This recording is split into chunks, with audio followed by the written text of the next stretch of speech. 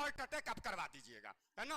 तो आज आराम से पढ़ाते हैं, देखते हैं रात में अब क्या क्या कमेंट आता है। फिर कहेगा आपका जोश कम गया है ना। ये बुढ़वा के बर्बाद कैले बिना न छोड़ेगा हमर बाल बच्चा।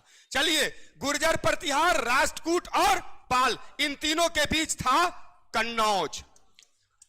प्राचीन भारतीय इतिहास में एकदम गहराई से सुनिए, प्राचीन भारतीय इतिहास में आप लोगों ने हर्षवर्धन का साम्राज्य सुना होगा, जिसके राज्य का नाम था थानेश्वर, जिसको स्थानेश्वर भी कहा जाता था, और उसकी राजधानी थी कन्नौज।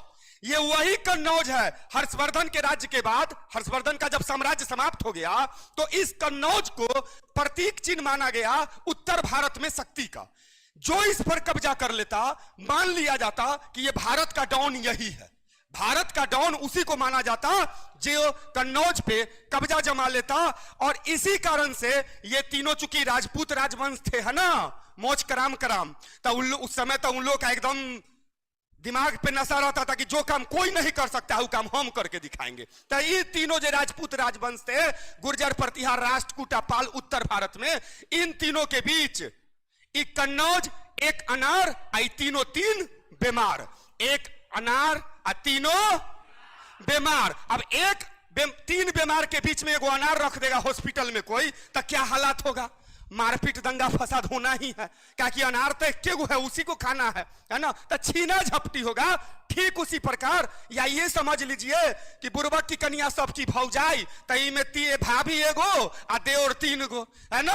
आई तीनों के भी झगड़ा हो रहा था भाभी से बतियाने के लिए, या ये अनार के लिए झगड़ा हो रहा था इन तीनों के बीच। और तीनों का एक ही टारगेट था कि किसी कीमत में हम कन्नौज को जीत लेंगे, किसी भी कीमत में कन्नौज पे अधिकार कर लेंगे। अब तीनों के बीच जो यही टारगेट था, इस बीच में ये बेचारा कन्नौज मारा जा रहा था। इसका जो अपना वजूद था अस्थाई नहीं रह गया, क्योंकि इसको जो लूट लेता था वो तो अपने साम्राज्य में मिला लेता था, है ना। तो हुआ ये कि कभी गुर्जर प्रतिहार कन्नौज को जीत लेता था, तब पाल पहुंच जाता था उससे छीनने के लिए। कुछ दिन तक पाल छीन के रखता था, तो राष्ट्रकूट छीन लेता था उससे। ये कन्नौज बिल्कुल ही एक अनार तीन बीमार वाली बीमारी यहां पे थी। कन्नौज को लेके इतना लड़ाई तीनों लड़ा कि तीनों राजपूत वंश, ये तीनों गुर्जर, प्रतिहार, राष्ट्रकूट, पाल, अंततः बर्बाद हो गया, अंततः बर्बाद हो गया। और इस कारण से, कन्नौज के कारण से, तीनों की शक्तियों में इतनी गिरावट आई। भर दिन जो मारपीट ही करता रहेगा, उसकी शक्ति बचेगी कहां से? वो तो भर दिन अपने एनर्जी का दुरुपयोग कर रहा है। तो जान लीजिए कि ये कन्नौज बीच में था, और इन तीनों ने इसके लिए लड़ाई की। इतिहास में यह इतना प्रसिद्ध हो गया ये लड़ाई कि इसको कन्नौज के लिए त्रिपक्षीय संघर्ष का नाम दिया गया है। 750 ईस्वी से लेकर लगभग 800 मान न लो, 800 ईस्वी से लेकर 1206 ईस्वी तक, 1200 ईस्वी मान लीजिए, ये तीनों के बीच यह नट खेला चलता रहा। कन्नौज को छीना झपटी करो, कभी वो छीनता, कभी वो छीनता, कभी वो छीनता। सबसे अंतिम में ज्यादा सफलता मिली गुर्जर प्रतिहार वंश को, इसको ज्यादा सफलता मिली। और बाद में कन्नौज को इसी ने अपनी राजधानी बनाया था, याद रखिएगा, गुर्जर प्रतिहार वंश की राजधानी कन्नौज थी। तो तीनों का जो लड़ाई था, ये हमको पढ़ना है 750 ईस्वी से 1206 ईस्वी के बीच का उत्तर भारत।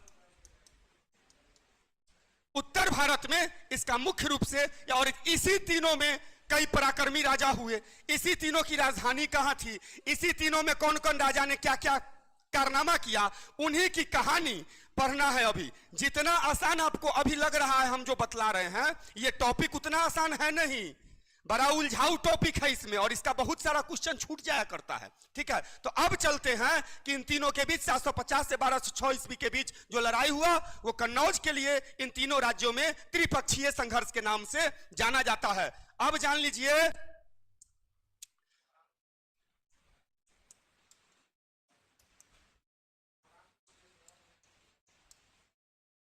धीरे बोलते हैं तो वहां, है ना, मेरा क्लास ले लेता है बच्चा सब, सर आप स्पीड का है नहीं बोलते हैं धीरे।